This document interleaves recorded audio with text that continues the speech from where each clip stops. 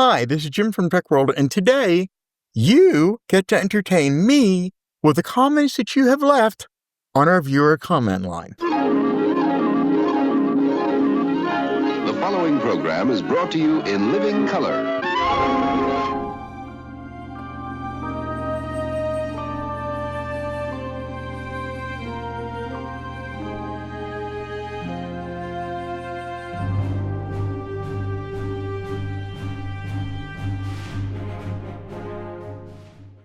Now, one of the first comments that was ever left on our comment line introduced me to a caller by the name of Daniel. And Daniel would continue to have an interactive experience with me over this comment line for the better part of a year. And many of his comments are, in fact, sculpting what you will see and have seen on this channel.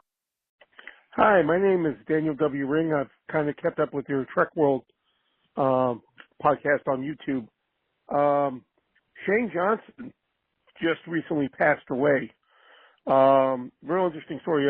Shane Johnson did 2 books in the Star Trek universe, Mr. Scott's Guide to the Enterprise and Worlds of the Federation. They came out in the late 80s. Now, Daniel's call was my first notification that Shane had passed. I was not aware of this. 1980s for Mr. Scott's Guide to the Enterprise, and around 88, 89, somewhere around there, Worlds of the Federation. Like many of you, I did have Mr. Scott's Guide to the Enterprise and Worlds of the Federation in my Star Trek library behind me here on the wall.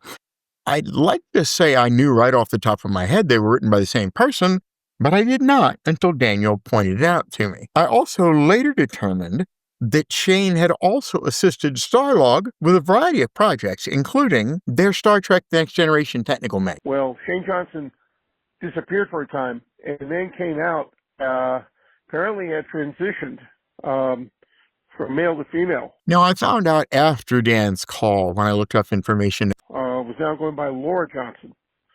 That Laura Johnson, who had recently passed away, was now the public persona of this particular author. The transition happened fairly late in life, and unfortunately, it was accompanied in the same timeline with a series of medical issues that she would continue to face that would inevitably see her out. Interesting little story. Was a friend of Walter Koenig's. Again, I think something should be mentioned about this, her passing. She just passed away. She was 64 years old. Something you could maybe do a podcast on? Now, I didn't actually end up doing a specific video on Laura, and I have to admit that my reasons why were mostly those of trepidation. You see, about a few days after this voicemail came to me, Mike Akuda also acknowledged Laura's passing and apparently completely innocently stepped into a debate that goes on about the dueling past versus present personas of transition folks. Because again, this is somebody who was latent and kind of unlamented, sadly, and did some contributions to the world of Star Trek.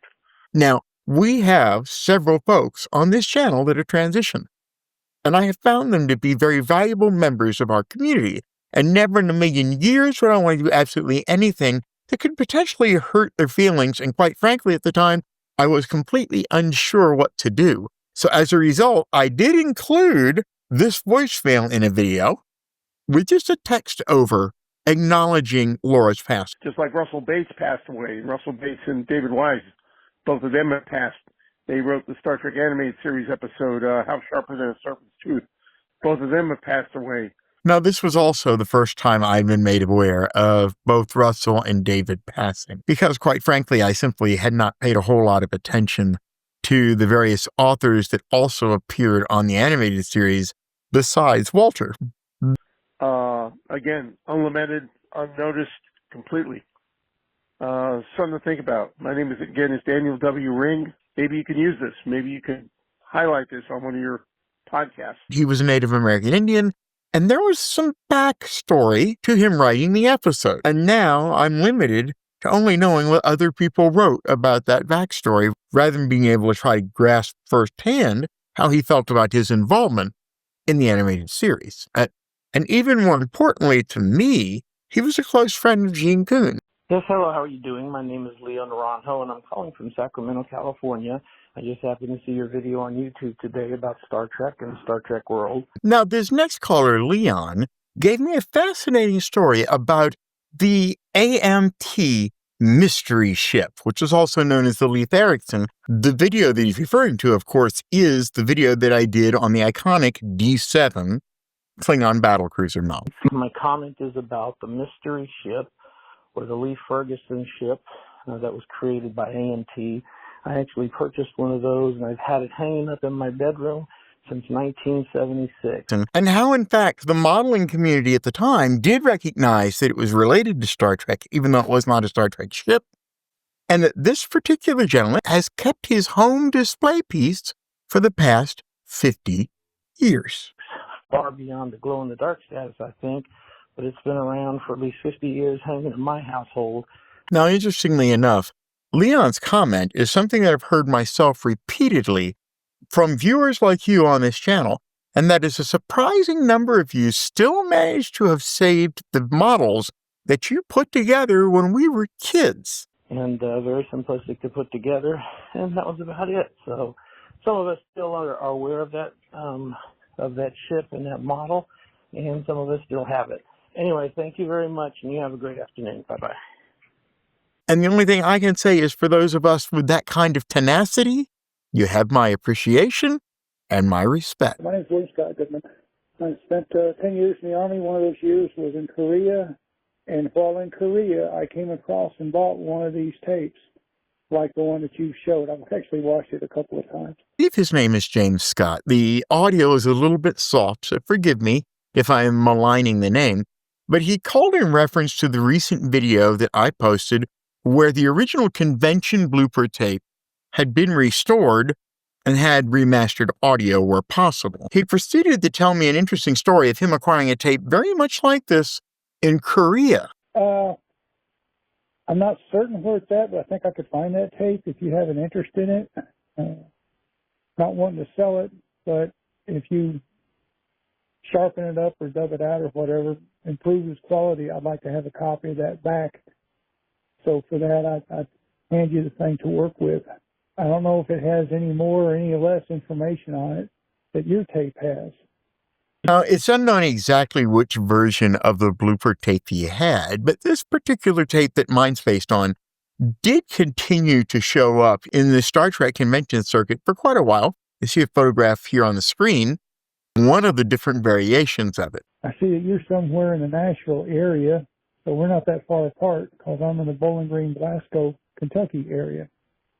Now, as for the kind offer for the tape, as you pointed out, you're not very far from me, maybe about 45 minutes north. So anything is possible in the future. But for the time being, I do not really anticipate revisiting this particular tape because my next real goals are to begin the work on the Blackburn home movies. So please, I'm thrilled that you made the offer, but at this particular point, keep that tape in a safe place because you and I may revisit it in the future. Take care. Live long and prosper. All that good stuff. Bye-bye. Hey, Jim, this is Dan again. One more thing. I just saw your thing you're going to do on Gene Roddenberry. Now, the video that Dan is referring to is the Gene Roddenberry Let's Get Real video that I did, which basically went through Gene's life with a much more unbiased view. I mentioned 2 books. I messaged you on YouTube, but there are 3 books I'd recommend you could read. You may want to take time to read. There's Creator, the autobiography of Gene Roddenberry by David Alexander, and that's pretty much a hagiography, but it's a pretty thick book. There's another 2 books. Joel Ingle wrote a book called Gene Roddenberry, The Man and Myth Behind Star Trek. This is more of a nuanced take. It's a lot of warts and all. Lots of warts. Yeah, so Ingle's book was probably one of the first books that I had read that actually contained unvarnished information about some of the things that Gene did and suffered from. Majel Barrett was cooperating with the book, and then she dropped her cooperation when she saw the manuscript. So take it as is. It's an unauthorized biography. Now, as he had mentioned, Majel was actually involved in the early stages, but pretty much bailed towards the end. So instead of having Majel write the introduction the way that the Star Trek Creator book had been written, they used an introduction by D.C. Fontana. Gene Roddenberry, the man and myth behind Star Trek. And then there's another one, Susan Sackett, who was his personal assistant from like 1974 until he died, the day he died. Wrote a book called Inside Trek, My Secret Life with Gene Roddenberry by Susan Sackett. Now, the Susan Sackett book I actually have, and I have read a couple targeted spots in it based off of my research, but I haven't read the whole book yet. And part of the issue that I've got with the book at this particular point is my respect for Susan. You see, Susan is still with us, and as such, she's really one of the last vanguard of the entire origin of Star Trek. She has always been cordial to me when I asked her information, and she's spoken very candidly with me when I have some ideas, some that she didn't particularly like. But in all honesty, that was why I showed them to her, and I found her to be very forthcoming with me. I'm not really interested in digging up anything at my particular stage in life right now that might throw any shade on Susan. Was his personal assistant. She was also his mistress. And as was indicated, that yes, she came out in this book and indicated that she had been Gene's mistress really for the longest period of time out of all of the women that he had cheated on his wives with, and that this was even a somewhat open relationship in front of Majel as well, which I think is highly disrespectful to Majel, but on Gene's part, not on Susan's. So without getting into the whole other woman trope, I just pretty much have set her book aside until such a time when I can read it without actually reading it looking for more information on Gene. Check them out if you get a chance. They're both good. All three are good books to read. If you want to get a whole nuanced take on Portrait of Gene Roddenberry. Again, this is the last time I'll bother you. Can't wait to see your podcast on Monday. Talk to you later. Bye. Don't let that be the last time, Dan. I like your calls. Now, at this point, I also want to point out something else that was said to me recently in, I think, a live stream, where somebody said, Jim, I call all the time and you never answer the phone. It is not a manned phone number. The number that you see there goes straight to a special voicemail box that will record your voicemail so that I can use it digitally. That same number is a live number. And sometime in the near future, I hope to have it active when we do our live streams, so that when we are live on the air, that you could call us very much the same way you would call your favorite radio talk show and join the conversation through your telephone. No computer required. Star Trek all over the place. Star Trek traveling through time and space. Okay, let's stop this right here at the moment. I love what this gentleman did, okay? There is a very historical part of our past that revolves around folk singing and custom Star Trek lyrics. Star Trek battling galaxies at sea. Star Trek, you are really okay to me. And this particular gentleman has chosen to put new lyrics to Alexander Courage's music. Yes, sirree. Star Trek, you are number one. Star Trek, we'll always have fun. Star Trek, I like you and how you are truly the cat's meow. Okay.